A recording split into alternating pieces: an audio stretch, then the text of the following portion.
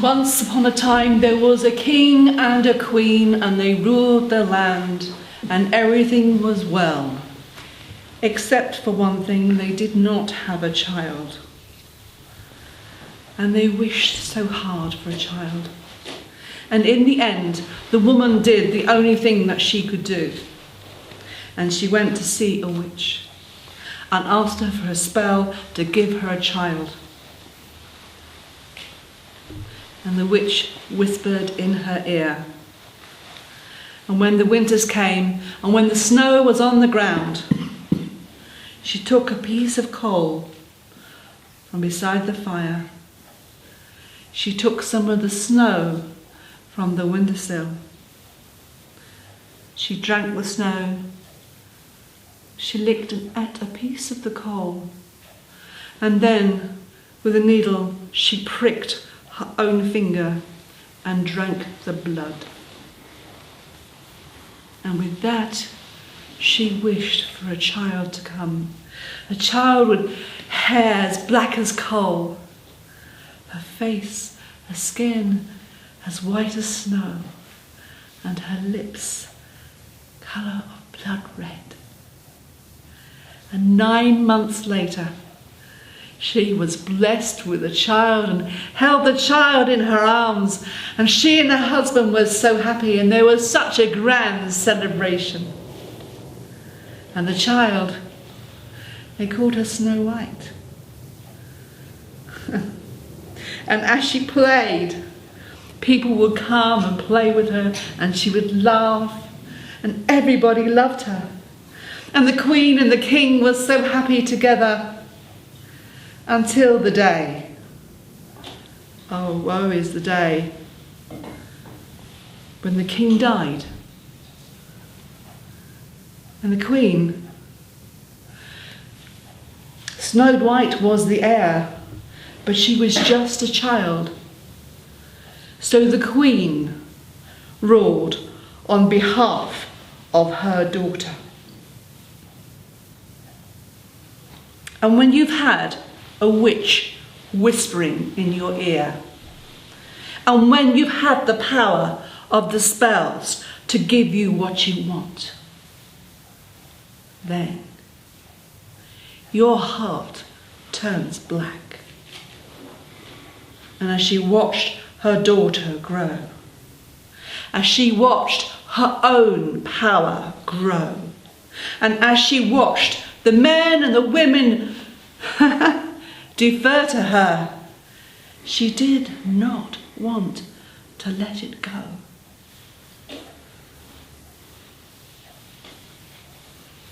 And she had a mirror given her by the witch.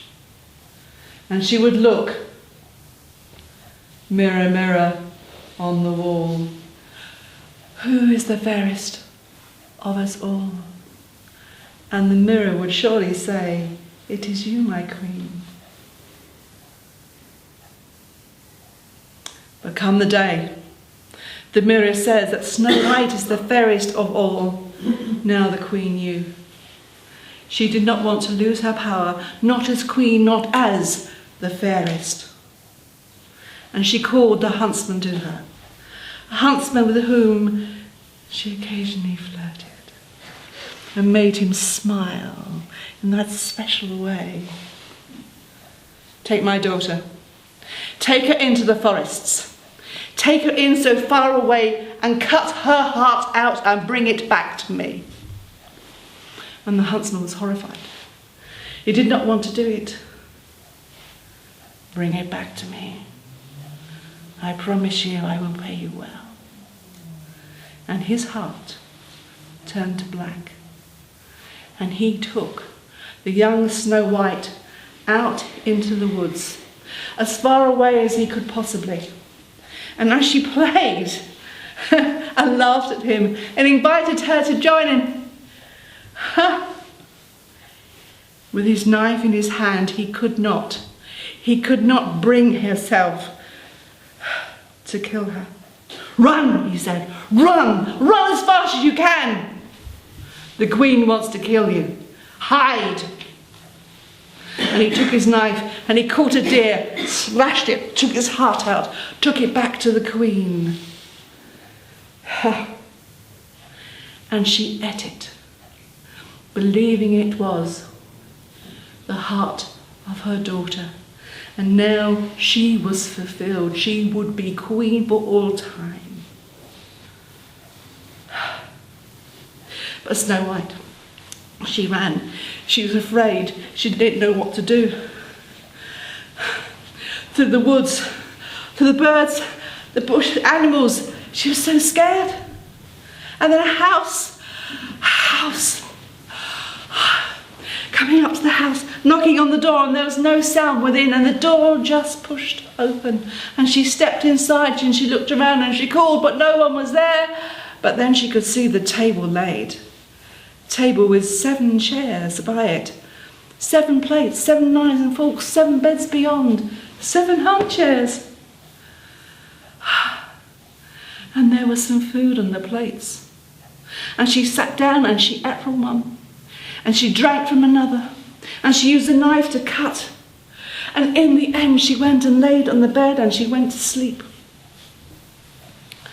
And coming back to the house as she slept were 7 men, 7 robbers, men who earned their living by taking from others. And they came in and they looked, who's been eating my meat? Who has been drinking from my cup? Who has been using my life? Who has been sitting on my chair? Who is sleeping in my bed? Bed? What? And they stood all around. There surely was a beautiful girl in their bed, in one of the beds, sleeping. She's so lovely. She's so nice. And she woke up and she screamed to see these 7 men look at her. They said, "Don't worry, it's all right. We're not going to hurt you. What are you doing here?"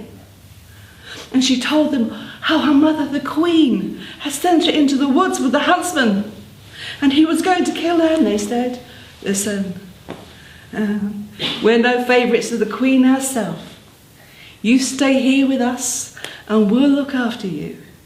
And you can wash for us and you can cook for us and you can sew for us. And we'll look after you. We'll protect you. But be careful. Be careful of strangers." And so she lived with them. And she did all that. And they did go out during the day and they did do what they did. And they brought home what they did. And the queen in her castle looked into her mirror. Mirror, mirror on the wall, who is the fairest of them all? And the mirror told her, "Snow White lives far up into the hills." And she could not believe it. She found an old peddler woman, gave her a small package. "Up in the hills, go and find for me a young girl. You'll know who it is. Her skin is white as snow, her hair is black as coal, and her lips are bright as red as blood. Give her this." And the old peddler woman went walking and walking and walking, and eventually came and found the house. And there was Snow White singing, sweeping out the house. And the old peddler woman said, "Oh, you are so beautiful, my girl. Please, can I give you this present?" And Snow White opened it, and oh, it was a comb, and she put it into her hair, and as soon as she did that, she fell to the floor because it was poisoned. And the old peddler woman went off cackling, back to tell the queen, back to take the money that she had been offered. And when the robbers came home that night, they were horrified. They lifted her gently, and the comb fell from her hair, and she could breathe. And she told them about the old peddler woman. Never, never let anybody else in. And the queen, her mirror, who is the fairest of them all, she'd paid the old peddler woman well. But no, the mirror again said, Snow White lives, and now the queen thought, if I have to do something, I will do it myself. And so she went out in disguise. And she went and she travelled, and she found the house the old peddler woman had described, and she found the girl inside, and then she brought out from her pocket an apple that she had prepared beforehand. "Excuse me, young lady," she said. "Please, I'm looking for some water. If you can give me some water, I can give you some apple."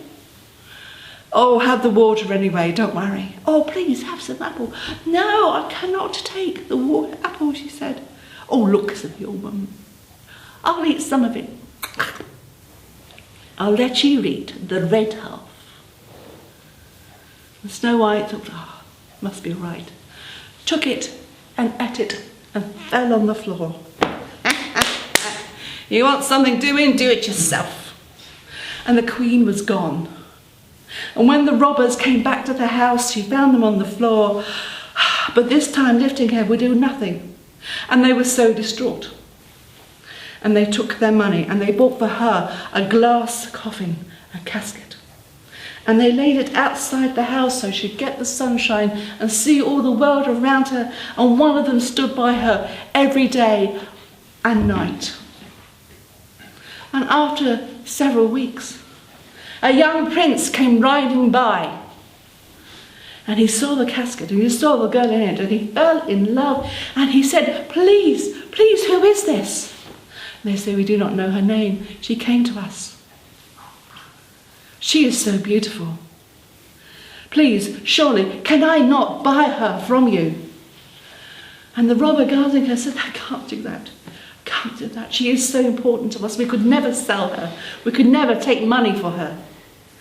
And the prince said, "Then, if you do not sell her, give her to me, because I truly love her, and I can take her casket with me, and I can give it the honour it deserves." And the robbers knew they could not do that themselves, and so they allowed him to take away. And they carried it on the shoulders of 6 of his servants. And they carried it down the mountain. And they carried it on their shoulders all the way back to his castle. It was very heavy. They had to go everywhere walking with it on their shoulders. And even though the prince would come over her, he just had no consideration for the people he had to carry. And in the end, one of the servants thought, "Oh, stop this." And he stumbled deliberately so the casket fell to the ground and the glass shattered. But in that moment, the apple that was in her mouth spat forward and she sat up amongst all the glass. And the prince saw her again, got off his horse, came up, took up, held her in her arms and said, "I love you." And she fell in love with him. And so there was a wedding. It was a grand wedding. The robbers were invited, they came, they had a smashing time. Oh, they also got pardons for all the things they might have committed in that kingdom. But the prince, he invited her mother, the queen from a far and distant land. And she was so proud to be invited, the fairest of them all, Snow White. Snow White? How dare she live? She cannot possibly live. It is not true. But she went to the wedding. She did not know who the bride might be. And as the prince and the new princess walked down the aisle, she saw it was her own daughter. And when they came out of the church, the prince presented her with 2 red hot iron shoes, which they put on her feet, and she danced and she danced and she danced until she died. Until she died. And the prince and the princess lived happily ever after, and Snow White was queen of 2 realms.